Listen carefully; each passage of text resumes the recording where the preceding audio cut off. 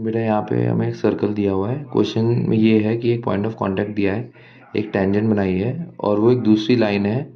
दूसरी लाइन की इक्वेशन ये दी है y इक्वल एक्स प्लस 2। तो हमको क्या बताना है, इस लाइन का इमेज निकालना है इस लाइन के अबाउट।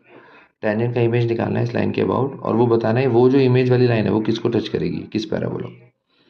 तो सबसे पहले हमने टी को जीरो लगाया क्योंकि पॉइंट ऑफ कांटेक्ट दिया हुआ था। टी को जीरो लगाना है, आता ही है। एक्स स्क्वायर को x x one, y square को वाई वाई वन।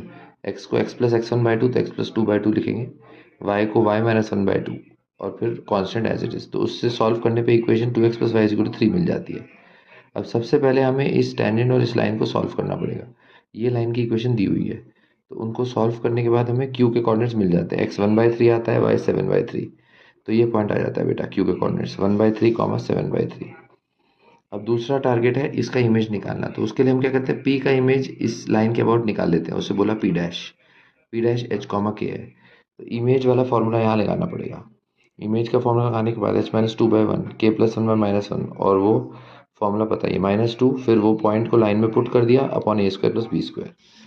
तो बेटा उसको सॉल्व करने के बाद हमको एच की वैल्यू माइनस थ्री, के का वैल्यू फोर मिल जाता है। मतलब ये आ गया P dash minus three comma four.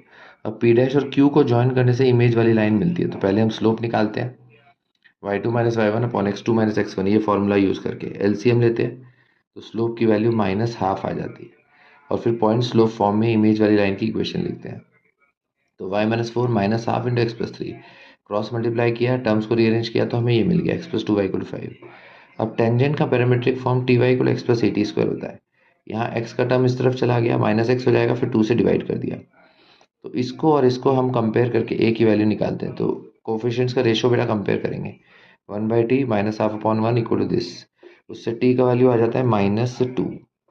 और फिर यहाँ से फर्दर फर्स्ट और थर्ड को सॉल्व करके ए का वैल्यू हमें माइनस फाइव बाई फोर मिल जाता है।